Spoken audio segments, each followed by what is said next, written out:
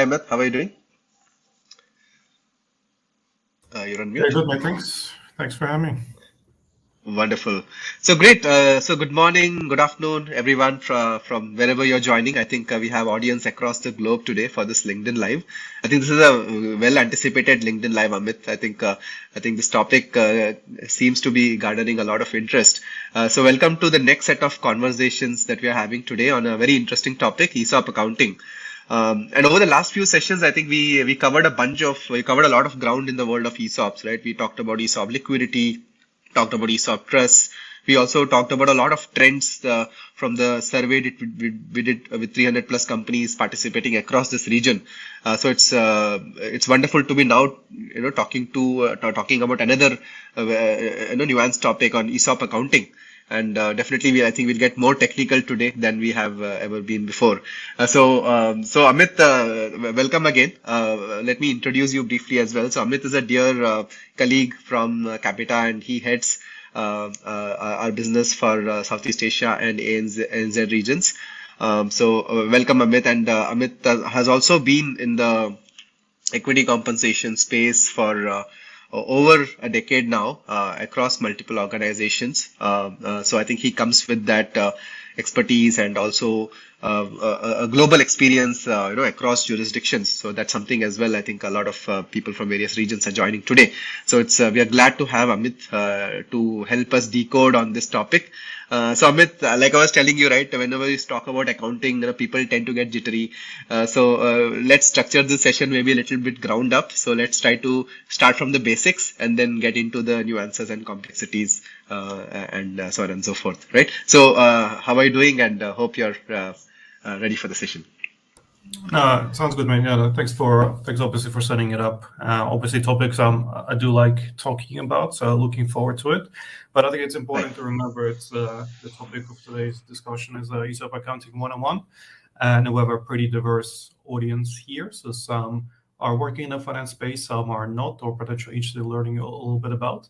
So I think, as you suggested, we're going to start with the basics, introduce some concepts, and then get technical and a bit more practical towards the end. So yeah, I look forward to the chat with you. Perfect, Amit. So let's start with some of the basic questions, right? So first is if you can briefly explain the concept of the share-based payments or equity compensations or ESOPs also, as they're more loosely called, and why are they significant from a financial reporting point of view? Yeah, sounds good. And I guess the important thing to start the conversation with and just the terminology. So I think we've all heard these terms before, like ESOP, share plans, ESOPs, equity compensation, share-based payment expense. So I think for today's session, we'll kind of use them interchangeably, but I kind of want to introduce those concepts and definitions first. So when we think about ESOPs, we talk about employee share ownership schemes, but more commonly they refer to option plans. So employee share option plans. And any plans in their nature, no matter what the instrument is, they form part of equity compensation. And equity compensation forms part of total reward of the companies. So whenever companies want to reward employees, they can do it through salary, cash bonuses, different incentives, benefits like health insurance. And increasingly, we see, especially in this part of the world across Asia and APAC more broadly, is that equity compensation becomes more important. If you provide that kind of benefit to the employees through equity incentive plans, you just need to be mindful of how does it actually impact the accounting financial reporting obligation. So a lot of you in the audience are probably going to be familiar with how it all works with salary and wages. So it's relatively straightforward. So if you want to pay someone in cash, obviously company has a liability to make that payment, and as soon as the payment is made, it's a cash expense. When you think about equity, no cash is usually delivered. And when you think about equity compensation, the share-based payment principles that we're going to talk a little about covers any plans that essentially are tied up to a company's share price and companies' underlying securities. And as a result of delivering that, the reporting that we'll talk about is actually non-cash expense. Why is it all important? Why should everyone care about it? Is ultimately this non-cash expense, the share-based payment expense, hits the company's P&L or the income statement. So for that reason, and Shrikant kind of mentioned we have a diverse audience of finance, HR, legal, payroll from all over the place. it's important to note this is not just primarily a finance function, right? You need to be mindful that if you're sitting in HR or the people functional reward compensation benefits, when you design a scheme for your company, the decisions you make early on in the design will actually impact what's going to happen ultimately in your company's financial reports. So for that reason, what we'll do, what we'd like to do as part of today's conversation is kind of talk through the entire life cycle. Right. So that's wonderful. Actually, I was about to ask you, because we actually have a lot of people joining in from various roles as well, not just the finance function. And you kind of answered that, it implies, that there is a cost involved, and that also needs to be communicated to the right stakeholders, and and things like that. So that's wonderful. Another thing is we also have a lot of audience joining, and that was another question I had. How is this relevant?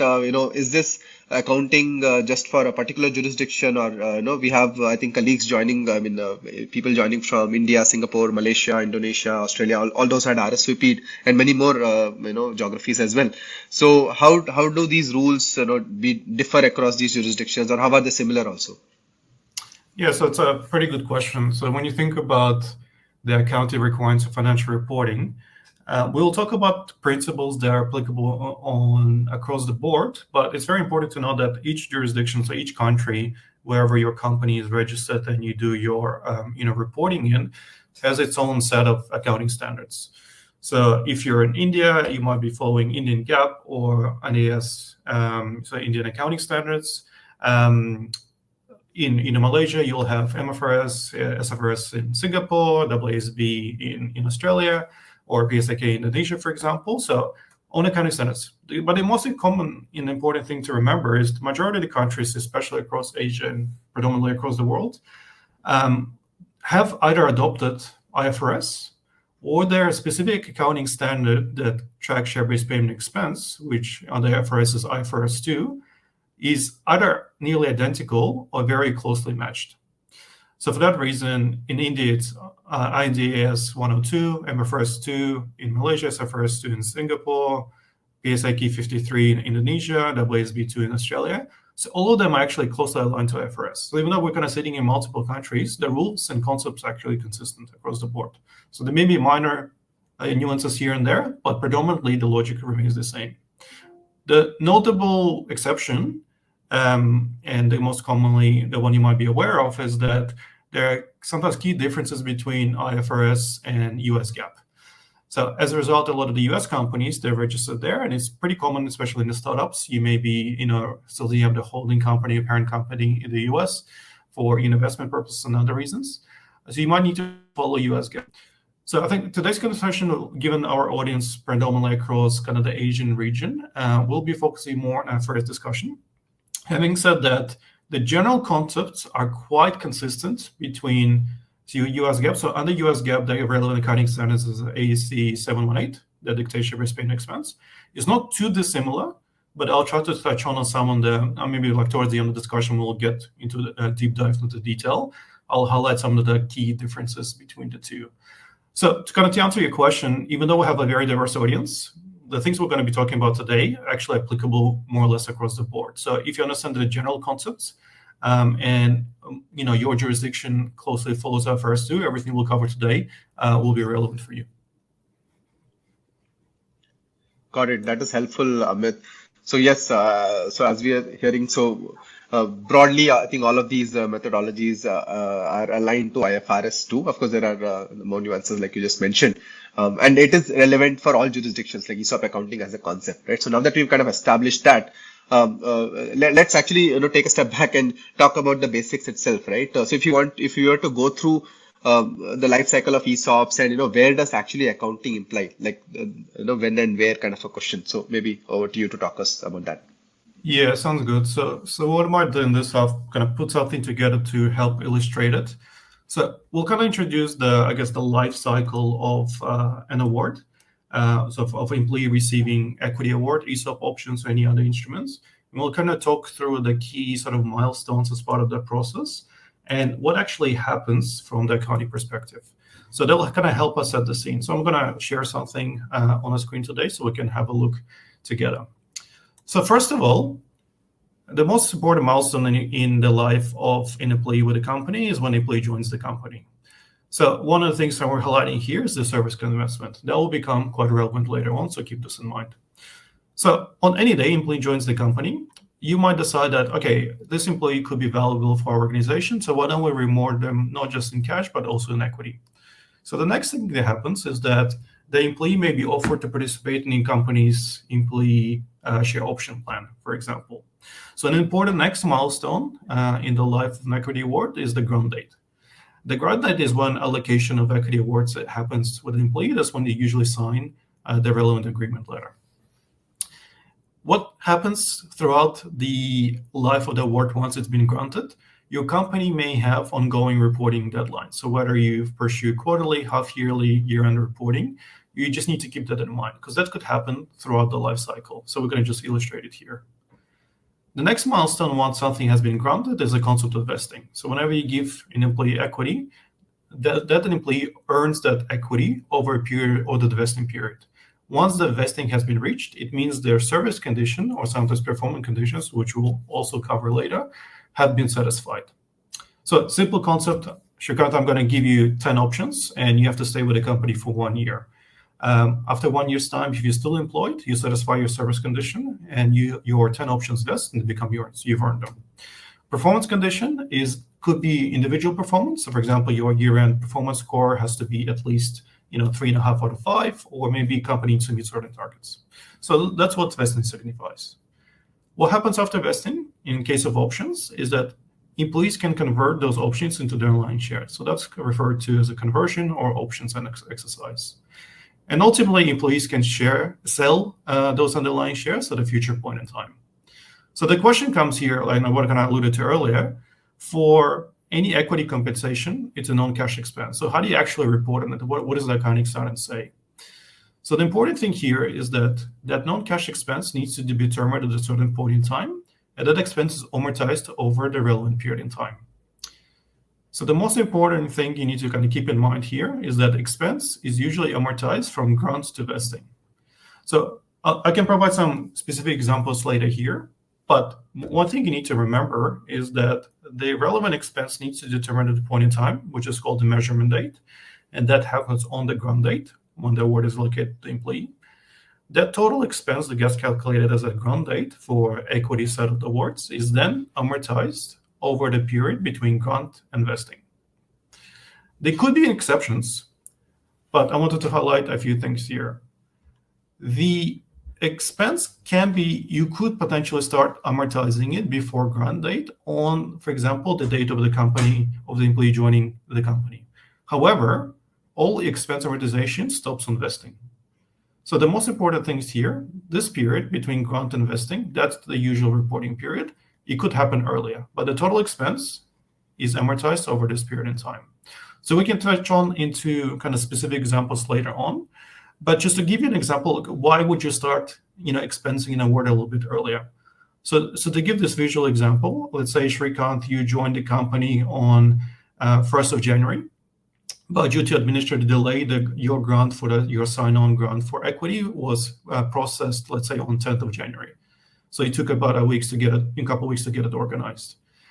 So instead of amortizing, that expense from grant to vesting, the company could actually start doing it on, service commencement. So that way the expense will be apportioned from your first day with the company until the relevant vesting date. So what I want to do is kind of showcase this to provide a few kind of key concepts. Like, as you might start alluding to, is that the activity that happens after the vesting date is in a sense a little bit irrelevant for the purpose of expensing the relevant award. So this will be quite important, and we'll come back to that. But what I wanted to do is introduce a couple of high-level concepts, and then I'm sure you'll have more specific questions, Shrikant, so happy to move on from here. Sure. No, this is extremely helpful.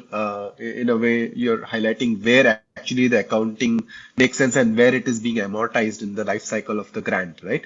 And the next question here basically is how much to amortize, right? And that's where I think obtaining a valuation or a fair value of the ESOPs or equity awards becomes important. So how does that work if you were to, look into that, talk us about that?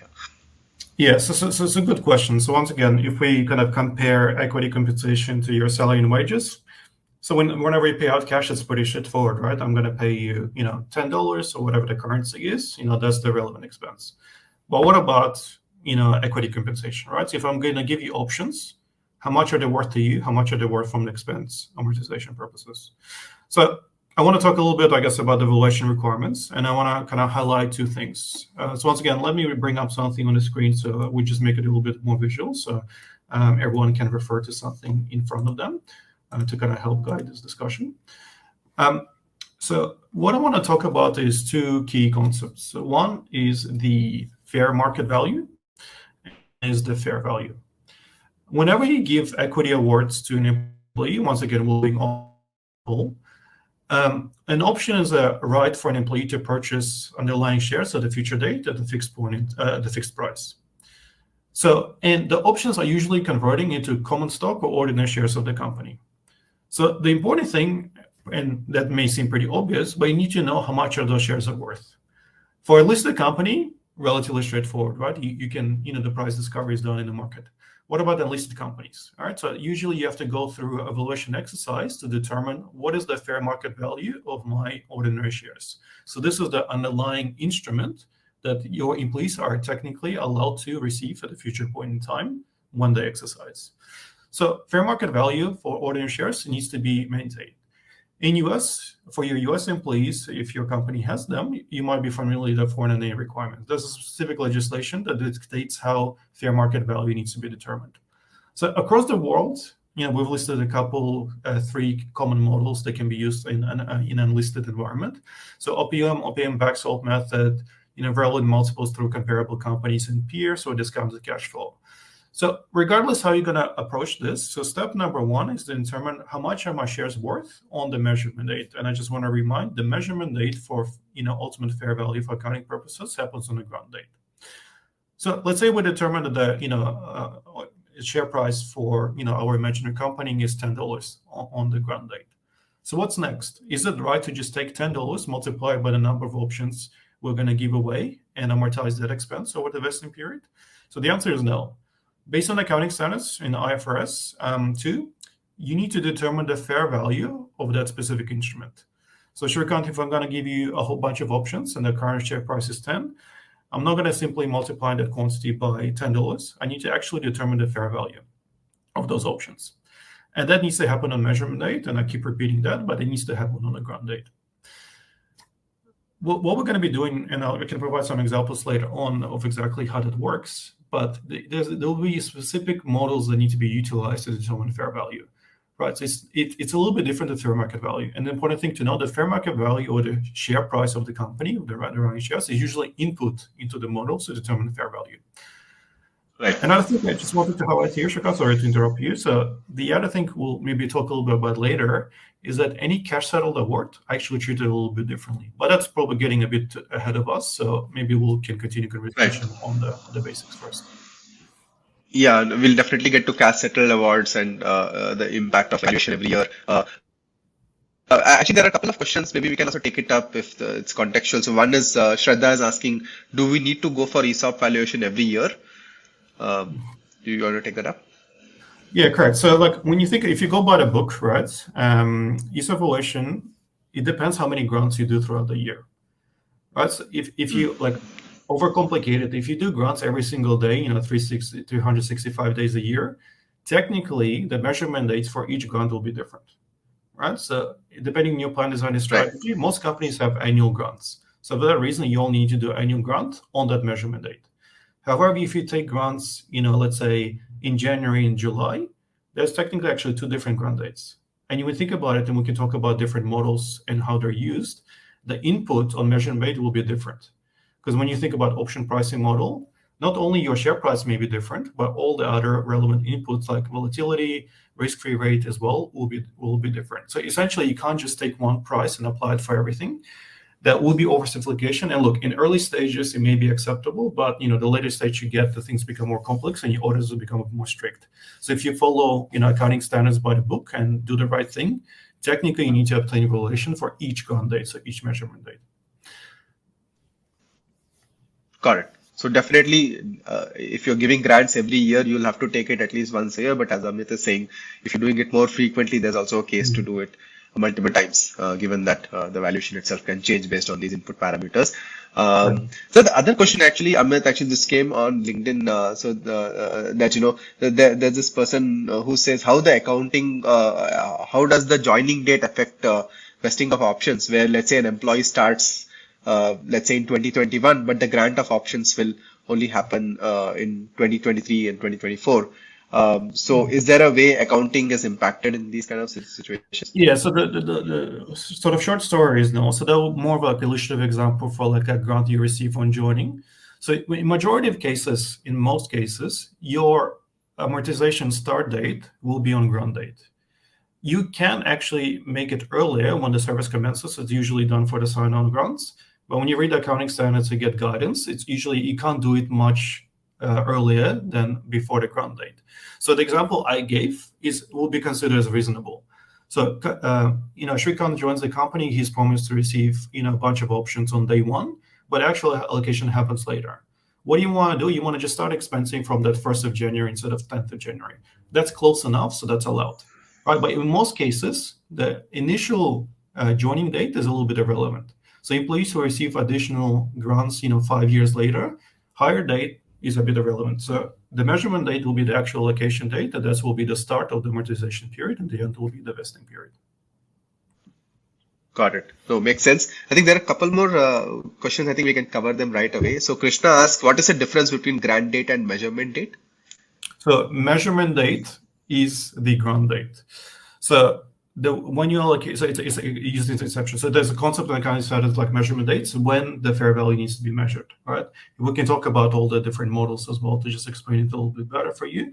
But one thing you need to do is that when do I need to measure fair value to understand what my total expense is? That needs to happen on grant date. Got it. And Shraddha is again asking, in case of graded vesting, do we need to get fair value for each grade separately? Yes, correct. So that's the fun thing about IFRS. So, and I was going to mention it later, but thanks for bringing it up. So under IFRS 2, there's a concept of graded, or you can think of it as a front-loading trench level concept.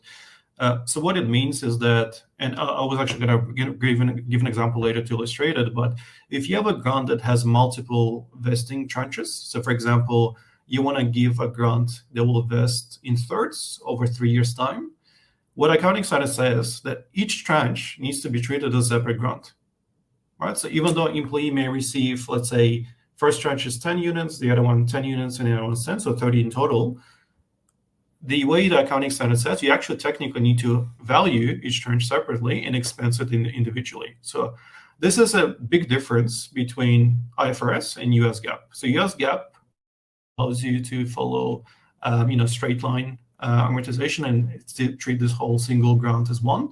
IFRS is a bit more prescriptive and strict about it. So very good question. Got it.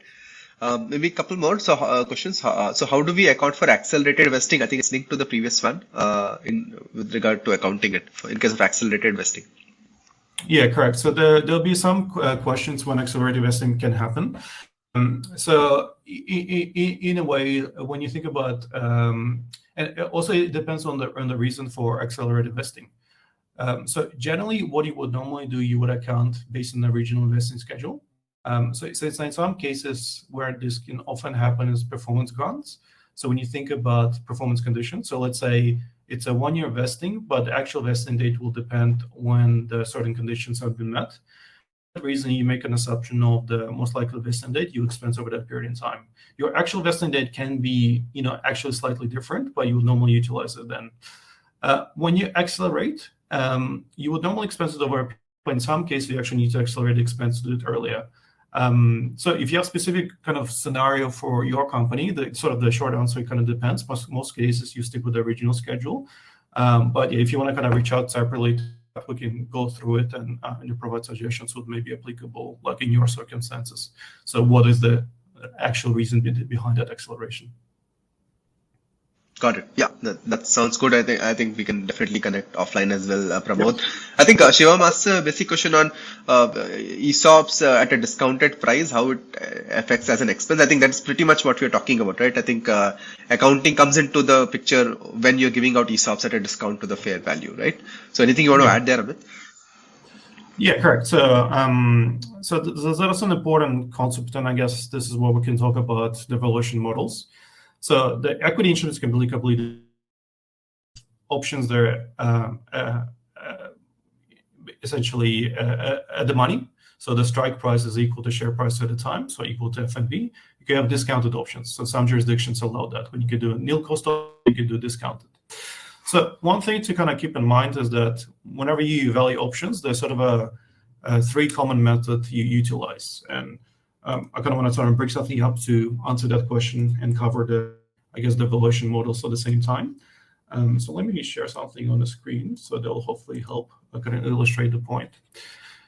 So when you think about option valuation, the reason the fair market value, which is the share price of the company, is because there's going to be one of the inputs. So there's three kind of common models, right? So one is Black Scholes, one is Binomial, which is a lattice model, or Monte Carlo simulation that can be applicable in some cases.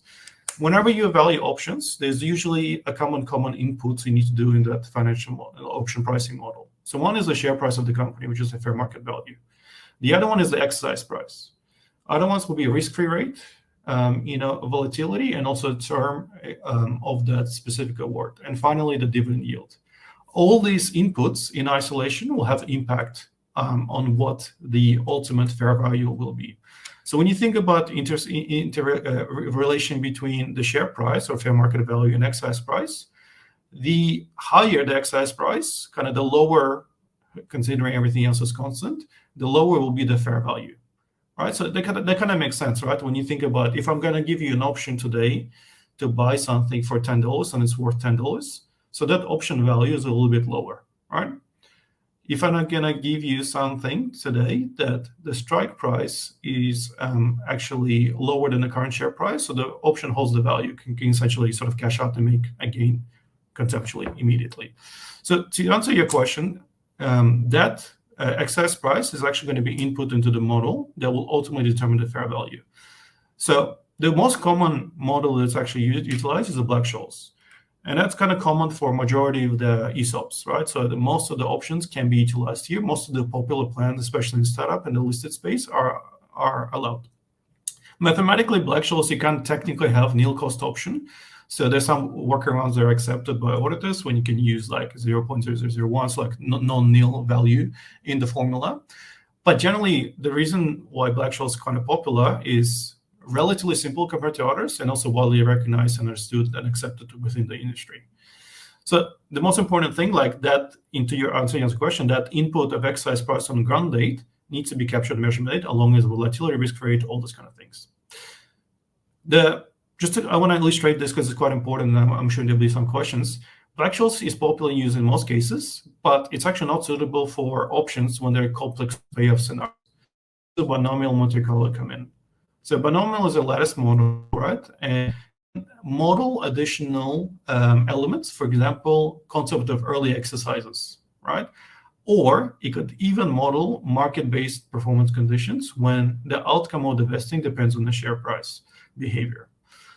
The best practice when you think about performance-based conditions, which are tied up to a share price of the company, and I can illustrate that if that's not clear, is once again, in my example with Shrikant, I'm going to give him 10 options today, which will vest over a year's time. And the vesting condition is he stays with the company with capital for 1 year, so there's a service condition, time-based vesting. And the second condition is the share price of the company has to double, right? So in this case, that share price needs to double. That condition is linked to the share price, so it's called the market condition.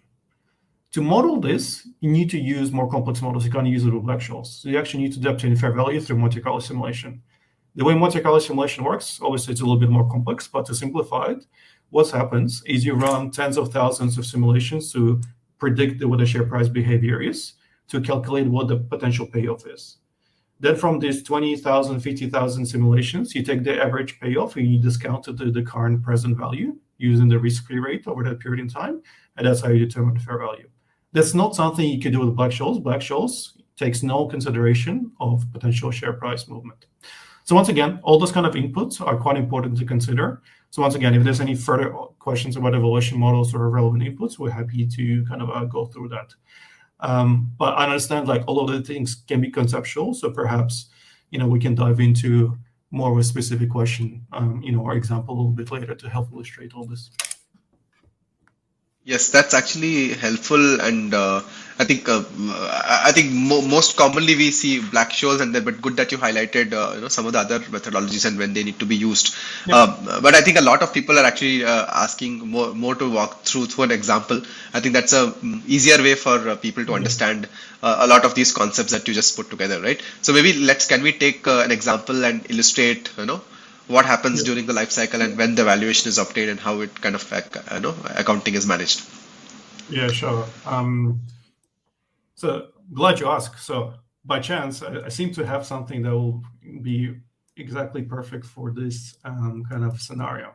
So what I'll do, I'll walk through a dummy example. It's probably oversimplified, but I think it will do a pretty good job explaining exactly what happens from expense amortization from start to finish. So all those kind of concept and valuation models I've introduced, let's put some numbers around it, because obviously, we're all accountants, or wish we were accountants, so we all love this stuff. So let's get into it. So and these options are still for me, right, Amit? Yeah, mate. Yeah. We'll organize it after the call. Don't you worry. Right. So look, so what we have here, so in Shrikant, we decided to give him 30 options. So the grant date in this example will be 1st of January 23. The amortization start date, in majority cases, as alluded to, is equal to the grant date, so we'll use that period. The way we've agreed with Shrikant, the way his grant will be designed, is that out of his 30 options, a third will vest at the end of each of the years. So 10 options will vest at the end of 23, another 10 at the end of 24, and at the other end at the end of 25. So by 31st of December 25, all 30 options would have vested. Cool. So that the reason why this example is important, it will address some of the questions around the graded tranche level amortization. So what's next? First of all, we need to know what the FNV is. FNV is the share price of the ordinary shares. Those 30 instruments are not shares, they're options, but those options can be converted into line shares. So on measurement date, which is the grant date, we've determined that the share price is $10. So as I've alluded to before, what does it actually mean? That our total expense is not going to be 30 units times 10, right? We need to determine fair value of those options. So what we'll do, we'll use an appropriate valuation model, for example, Black Scholes, to determine fair value of each of the instruments. So I really like that early question about the graded amortization and the concept. So this is illustrated right here. Each tranche, based on IFRS 2, or the local equivalent in your jurisdiction, dictates that each tranche needs to be treated as if it's a separate grant. So even though, from Shrikant's point of view, he received 30 options, from a accounting point of view, we need to treat them independently. So what we'll do, we'll put the relevant parameters and inputs into the model, and it will spit out fair value for each of the tranches, right? So the fair value will be determined based on volatility, risk-free rate, and term of life. So as you can see, the reason why fair value will be different, these numbers are made up, but the reason why this will be different is because the conditions or input for each tranche will be slightly differently, right? So the risk-free rate, in this case, will be over 1 year. Here's 2 years and 3 years. That risk-free rate is not going to be the same. Your volatility may not be the same. Potentially, if your company is paying dividends, the expected dividend yield may be different. So one thing to note is that fair value needs to be determined. So let's say we've gone through the process. Here are the numbers we have here. So what's next? What we can do now with the quantity, the dates, and the fair value for each tranche, we can actually determine the total expense that needs to be reported for this specific award. So for the first tranche, we'll need to report $90. Second tranche, 10 times $8.60, so 86 and 78. So the total expense is going to be $254. So let's pretend our imaginary company follows the calendar year as the reporting period. So the first reporting period will be on 31 December 23. That's our year end. So let's have a look what's going to happen in year one. So 2023 expense will be as such. So what's going to happen? Our first tranche would have been fully vested. And as we know from the concept we introduced before, the total expense need to be amortized from start to finish. So start is amortization start date, which is the grant date, and the finish will be the vesting date. So our first tranche will be fully amortized. So full $90 will be expensed over this period in time. What about our second tranche? We know the second lot of the 10 options will vest over 2 years. So what it means, half of the expense needs to be booked 23, and the remainder will need to be reported in future years. Similar concept with the third tranche. So that one will be amortized over 3 years of time. So our total expense in this example of 23 is $159. What happens next year? Our first tranche is fully expensed, so there's nothing you need to do. That's done. So $90, no further expense is required because we've already reached the vesting date. For our second tranche, now this one is fully expensed, $86 over 2 years. The final one, as you can see, we still have a little bit to go. So in this case, our final year expense for this grant will be $26. So the whole concept of the tranche level graded, or sometimes referred to as front loading, is illustrated here. As you can see, because each tranche is treated independently and has its own amortization period, you can see our expense in the first year is actually a lot higher than in subsequent years. What you might think that you will take the total expense and divide it by 3. That's a straight line. That's not allowed, right? So this is more US GAAP. In some cases, you can do it. IFRS is not allowed. So this is the concept you have to follow. So essentially, what we need to think about it, your share-based payment expense in the early years will always going to be higher, purely based on the vesting schedule design. So that's something I kind of wanted to illustrate. So hopefully this example paints a clear picture. So this is extremely helpful. I think one logical question I have, Amit, is let's say if the employee leaves, right, in between, so what happens to this accounting? Yep. So also had that example handy. So let's run through that. So let's pretend our imagined scenario, everything is exactly the same, but unfortunately, Srikanth decided to move on to bigger and better things. So his last day of employment is 1st of January 24. So let's run through the exactly same scenario and understand what the expense will be on a yearly basis. So we're at the end of the first year, 31 December 23. So the process is exactly the same. As at 31 December, first tranche is fully expensed. Second tranche and third tranche are expensed partially. Now, we move on to 24, right? And this is the year during which Srikanth has resigned. And what's going to happen with his awards, right? So let's have a look here. What actually needs to happen is illustrated in this example here. So in the year 2024, for the first tranche, nothing needs to happen because this grant was expensed in full, and the forfeiture happened after the vesting date. The most important thing that you need to be mindful of is that whatever happens after the vesting date, once the award is fully expensed, it's completely irrelevant, right? So an important thing here, even if the forfeiture happens after, the expense doesn't get reversed. So in this case, no changes are required. However, any pre-vesting forfeitures that happen for the tranche 2 and 3, because Srikanth in this hypothetical example, hopefully you actually don't leave us, but on 1st of January 24, he resigned before the actual vesting date. So in this case, what needs to happen, your total expense for second tranche and third tranche should be 0. It shouldn't be 86 and 78. But because you already locked in your books for 23 and booked in 43 and $26 in this case, you actually need to reverse that expense in second year. So that's usually called a true up. So what your books will look like in the second year in this example, nothing reported for tranche 1 because it's fully expensed. $43 is reversed to make the 0, and $26 is reversed to make it 0. So the total expense in this example will be $90 for Srikanth. Got it. This concept of true up as employees leave and kind of. There are a couple of relevant questions. I'll take that up. So one is Shraddha asks, how about transfer of employees within the group company? So let's say the employee is not leaving, but he or she is getting transferred to another group company. Maybe the ESOPs are at a holding company. Yeah, correct. So that's a common scenario, right? So because of ESOP accounting 101, we try to keep the example simple. But yeah, there's definitely use cases we need to consider. So the common things in terms of internal mobility of employees, because there's no cessation, so usually no expense get reversed. But what companies usually do, they track and apportion the expense to the relevant business unit cost center. So what you can do in this example, maybe the first lot in the first year is apportioned to, let's say, subsidiary A. But if our employee moves to another subsidiary, then her expense, for example, would be apportioned to subsidiary B in subsequent years. So in a way, the total expense at the group level will still be the same, but the apportionment can be allocated to the relevant cost center, the business unit, depending how you do your reporting. So in this case, reversals generally don't happen. You just need to keep track of the mobility to track that accordingly in a report accurately. That's very interesting. Thanks. Shraddha, we can definitely follow up further on this if there are more questions. I think Mohammed is looking for a job. I hope you also got ESOPs. And there are a couple more questions. Maybe so one question I think Litanto asks: a subsidiary gives ESOPs to its employees, but the shares given are the holding shares. What is the accounting treatment for that condition? Yeah, so it's in this example, if I understood correctly, it's equity in a group level. So ultimately, look, it depends on also the structure as well. So what's the relationship between parent and company? So if it's a JV arrangement, it's a wholly owned subsidiary as well.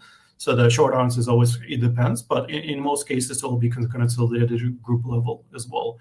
So especially if the equity is there, you also have to consider kind of potential like recharge policy as well. So the expense at the subsidiary level gets recharged to the parent company as well. So there's a few complications to have a look at. So once again, probably hard to get into detail without understanding the exact structure. But the key things to consider is like whether everything gets consolidated and also the potential recharge policy that your organization has. Understood. So Indra asks, Amit, what's the most practical way of maintaining and updating the fair market value for a private company? I think in a way you kind of answered it, but you want to touch upon the specific question? Yeah, correct. So ultimately, you need to obtain a valuation report, and you usually engage, a third-party valuer to do that. In some jurisdictions, it needs to be a valuer with a relevant license, or in some jurisdictions, it could be just a reputable company. So obviously, happy for you to work with us, Qapita, because we provide that offering. But what you need to do is engage someone to understand two things. So first of all, the share price of the company, the fair market value, and then ultimately utilize appropriate model depending on the instrument you utilize, for example, option, to understand the fair value. So look, best practice is whenever you do grants, you do that at that point in time, right? You can always kind of do it at the end of the reporting period and understand which grants you've done and kind of do it in one go. Best practice kind of stay on top of it, so your year-end reporting is not that important. But the most important practical suggestion here, and that's kind of the reason why we Shrikant talking about at the start, accounting for ESOPs impacts all functions. So the decisions like HR makes will impact finance. So that's why it's very important for the teams to collaborate.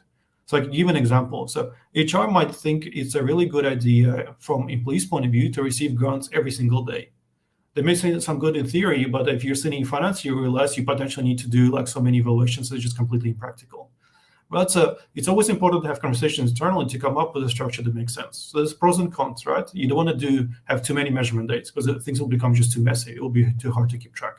So these are the things you need to keep in mind, right? So you need to understand how your plan works, what your equity compensation philosophy is, and how it impacts accounting. That's great. Thanks for answering that. And I think Kelvin has a question, but I'll actually link it to the next question I wanted to ask you anyway.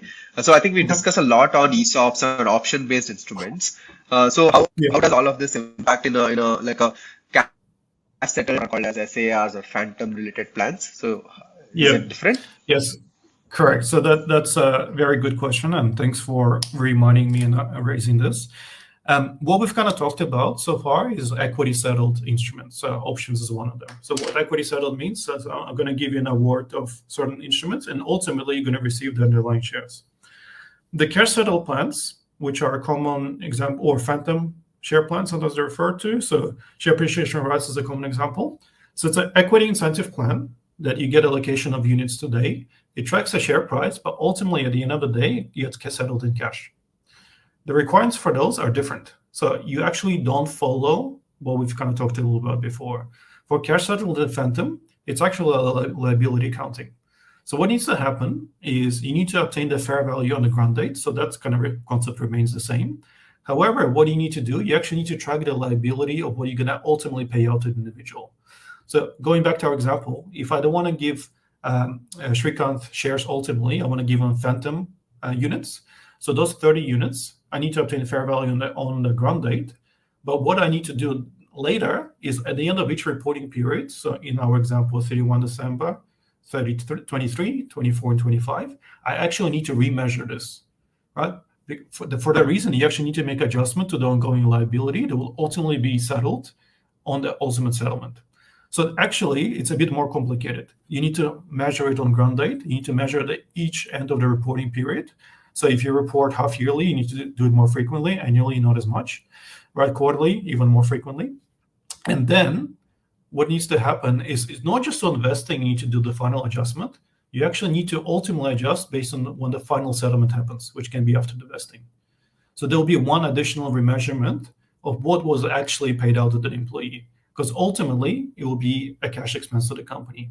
So it's a very good question. So the rules for phantom and like cash settled plans are a little bit different.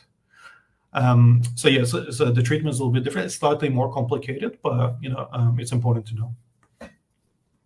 So that's very interesting and very logical to the way the instruments work, right? I think in phantom, the entire value is being given out by the company, while in an option, it's more the upfront discount is where I think what needs to be expensed, while the liquidity can actually happen from the market, right? Yep. That's very interesting. Okay, so Amit, I think there are a couple more questions. So one, I think Vish asks, are there deferred tax accounting impacts of ESOPs? Yeah, correct. So the DTA is another important area as well. So beyond kind of your share-based payment expense amortization or reporting, like what we've kind of talked about today, the deferred tax calculation is another additional element as well. So there are obviously rules that follow this. So once again, we might probably save this for ESOP Accounting 201 when we'll get a little bit more tricky details. But yeah, DTA is definitely something you might need to be mindful of as well. Got it.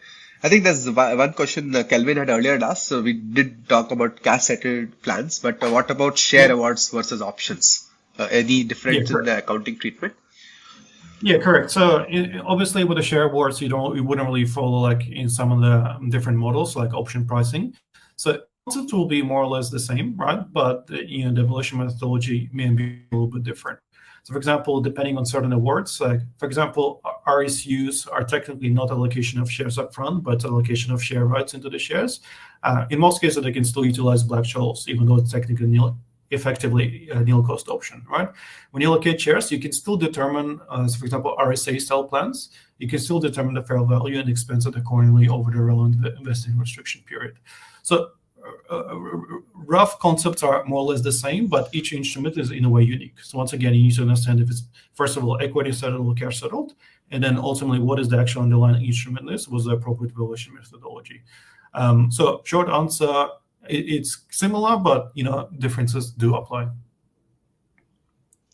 Wonderful.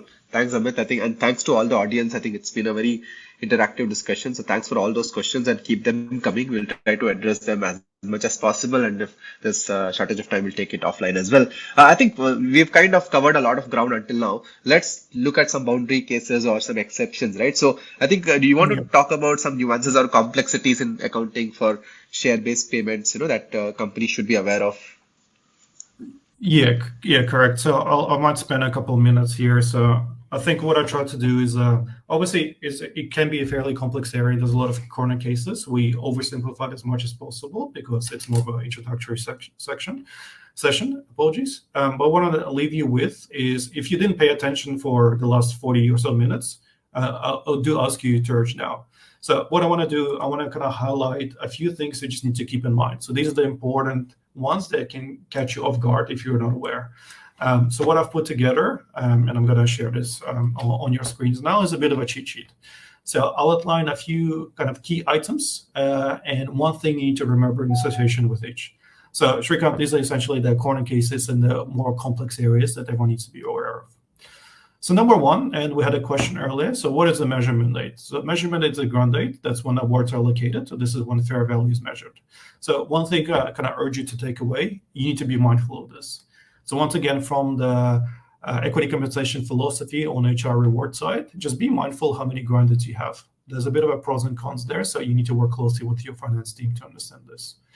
Next is the tranche level graded amortization. So a very good question earlier once again. Each tranche under IFRS 2 is treated as a separate grant. So just the example we've showcased, this is how it needs to be treated, and it may be counterintuitive. So you need to keep that in mind as well. Next is the vesting start date. So this often, once again, as we've discussed earlier, happens on the grant date, but can be prior. So the common example is the hire date service commencement. And one caveat here, this can only happen if that prior date is short, very close to the grant date. You can't do something like 3 years before, right? So if it's a couple weeks, couple days, they'll be considered reasonable.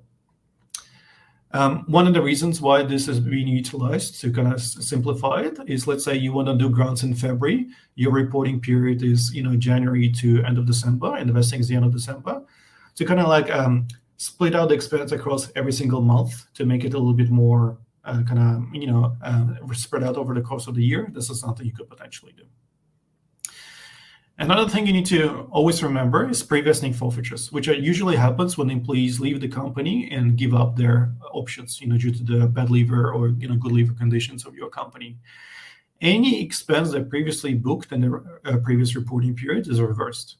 So if there's a forfeiture of awards before the vesting date, that expense ultimately, total expense, needs to become zero. So if you booked any previous expense, it needs to be reversed. However, anything that happens after the vesting, no adjustment can be done to the costs recognized after the vesting date. So there will be no reversal of expense. So the important thing to keep in mind here, if you have an employee with a forfeited awards, forfeiture of vested versus unvested is actually pretty important. So the simpler way to think of it, whatever happens before the vesting is important. Whatever happens after the vesting date is irrelevant. Obviously, it is still quite important, but it's irrelevant from an accounting point of view. So this is something that's important to keep in mind. As soon as the vesting happens, the expense has been recognized. That's it. It's locked in. There's no further additional reversals. Now, I want to talk a little bit about the performance conditions, right? So whenever you design a vesting schedule or your plan, the most common is a time-based vesting. So you need to employee needs to stay employed with the company for a couple of years, so then she can receive her awards. What about non-market performance conditions? What are they? Non-market performance conditions is not only you need to stay with the company for the vesting period, also certain performance conditions need to be met.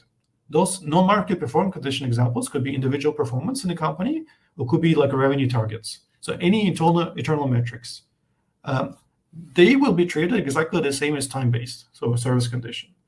So if your performance conditions are tied up to non-market conditions, then there's no difference between time-based and non-market performance-based awards. However, for market conditions, and this means that the condition for vesting is tied up to a share price evaluation of the company, two things you need to keep in mind. You need to use Monte Carlo simulation to model the share price behavior to obtain fair value. You can use Black Scholes. And then when that condition, if that condition is not met on vesting date, expense is actually not reversed. So main difference is that on a time-based on a market-based condition, if something doesn't vest, then there's no expense.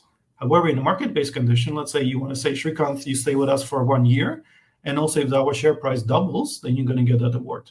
If the share price doesn't double, even though if Srikanth remained there for the entire vesting period, that expense is actually still reversed. So that's an important condition for market-based performance grants.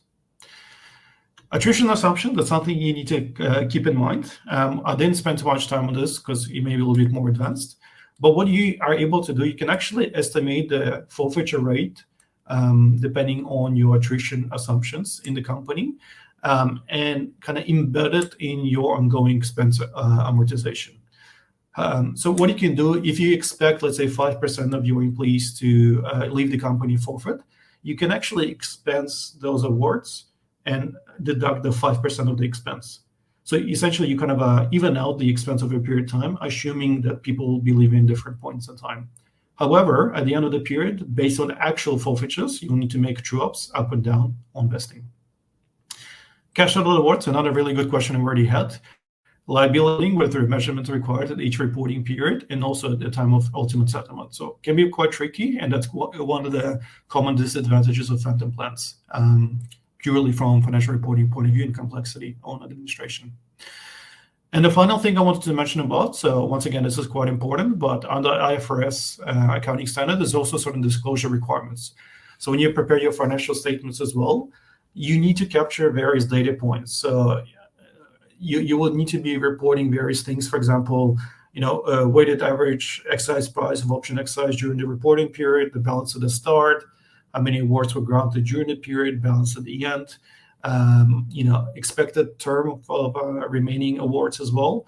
So there's a few additional disclosure requirements that come into play. So that's something important to keep in mind. So once again, if you're not sure, want to learn more about, you're more than happy for you kind of to reach out to us to have a chat, so we can point you in the right direction for sure. So wanted to kind of leave it there. Obviously, there's a lot more. Deferred tax, DTA is deferred tax is a very, very good question as well. So a lot more that can be covered, but I'll probably finish there for now, but happy to answer any additional questions we may have. Sure. Yeah, I think definitely if there is more requests, I think we can always do a more detailed session on some of these nuances. I think that cheat sheet was extremely helpful. Amit, thanks for putting that together. I think we'll definitely have it. Have ways to share it with all the audience. They can always catch this video on Qapita LinkedIn page. I think one question before we leave, right? And we started the discussion saying there are multiple personas of people joining here, and it's a responsibility of everyone to kind of know how this works and communicate internally. So as the new accounting cycles are approaching and reporting deadlines are approaching, how do you suggest these companies manage this whole equity awards financial reporting process in a much more easier way, much more seamless way?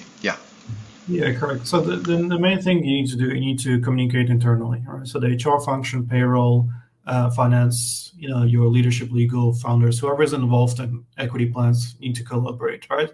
So the important things to note is if your finance team is preparing your year-end reporting, for example, you need to ensure that your data for equity plans is up to date. Right, have all terminations been processed? We've seen if someone leaves the company, you need to reverse the expense potentially, right? So this needs to be important. So you kind of need to plan ahead. You need to ensure that your equity plan data is up to scratch, all reconciled, everything is in one place. So that's an important thing to do. And the other one, if we want to take a step back, that's more practical, right? So ensure that everything's tied up, reconciled. So when the time comes, because we all know year-end reporting period is a busy period in time. You don't have time to try to figure out what happened, what was missed, right? If there's a termination missing or something, you want to stay on top of that. Obviously, happy to plug in platforms like Qapita, because we'll try to make that process a little bit easier, right? So we help you get organized so you can run the reporting a little bit easier and save time on this. But I also want to take a step back further, is that if you're a company considering rolling out employee share scheme or option plan, you need to kind of think ahead, right? So the things you can do is when you design a scheme, decide who's going to get what, you can actually do forecasting to see what the expense will look like, right? So it's quite important, right? So if we're going to design the plan in this way as opposed to this way, what does it mean? So with a question about discounted option price, it will actually impact the expense in your next couple of years. So the things you can do, you can actually do a lot of budgeting and modeling and forecasting, right? The other things you can do, you can play around with different attrition assumptions. So once again, it's quite important, especially from the HR and the founder side, the way you design the scheme will actually impact your ongoing obligations, right? So I encourage you to kind of think ahead, ask for help, more than happy to talk to anyone about any specifics, right? And kind of try to prepare, for the actual, busy times when reporting kicks in. Right. No, I think the last thing mentioned, Amit, extremely relevant, right? And we are seeing cases where a lot of companies are, reporting ESOP expenses, and it's catching a lot of media attention as well. That why are companies having so much of ESOP expense. And so I think, like you said, planning this, simulating this much earlier, and that's where Qapita helps also, right? I think in choice of the right instrument, determining the right exercise price. You want to summarize, where Qapita helps, and over to you on the slide as well. Yeah, sure. So I think to wrap up today's session, so I obviously appreciate everyone's time dialing in, asking questions. More than happy to chat with anyone after that. As sort of my t-shirt kind of alludes to, I love this stuff, and a lot of us at Qapita kind of live and breathe, equity compensation. So the things that we like to work with companies with to assist them on various fronts. So whether it's obtaining the fair market value, fair value, so valuation reports, and working through the different models available and picking the right one that's appropriate for your organization. to kind of leveraging the platform to prepare your actual expense reports there with automatic true-ups and reversals and everything. Once we capture data of your equity plans in the system, we can generate those reports at year end in a matter of minutes, right? So it saves you time, and as you can actually focus on the other things as well. So we're more than happy to kind of work with you. So I know we have a lot of existing clients, on the call today. So you're probably already leveraging us for this. But anyone new who's kind of curious about this, we're more than happy to have a chat to explain what we do and showcase how we can potentially support you. Whether you're a new company just getting started, really know like what the requirements are, we can guide you through that. If you're an established company, when things become more complex and there's a lot of accounts to manage, potentially we can be able to help out to streamline your existing process as well. So yeah, feel free to reach out and we'll be more than happy to chat with you. Wonderful, Amit. That was definitely a very enriching session personally for me. I learned a lot as well. I'm going by the comments. I think a lot of them took a lot of things away from here. Happy to do reach out to us. Do go to our website. You can reach out to any one of us as well on LinkedIn and ask any more questions. If there are other topics of interest, we can definitely do more zooming in more on ESOPs and ESOP accounting in particular. We can do that as well. Even anything, all equity matters is what we say. So what we do. So we'll be definitely happy to organize more sessions as well. So Amit, really thank you for doing this and enriching I would say a cryptic topic, but putting it also nicely and taking examples. So thanks for doing this, and I hope we aim to engage with a lot of the audience post the session as well. Right. So on that note, Amit, any last words before we wind up? No, yeah, thanks, Matt, for setting this up. Wonderful. Always love talking about this interesting area, and I appreciate everyone joining from so many different countries. So it's really nice to see that it's an important topic, and hopefully you got something out of it. Thank you. Yes, that's a wide domain of questions we got. Thanks everyone for joining. So yes, do catch us live. We try to do these conversations every Thursday. So do look for the next session that we'll be organizing. Do follow us on our LinkedIn page. And thanks, Amit, for doing it again. And have a good day, everyone. Bye. You guys, take care. Bye.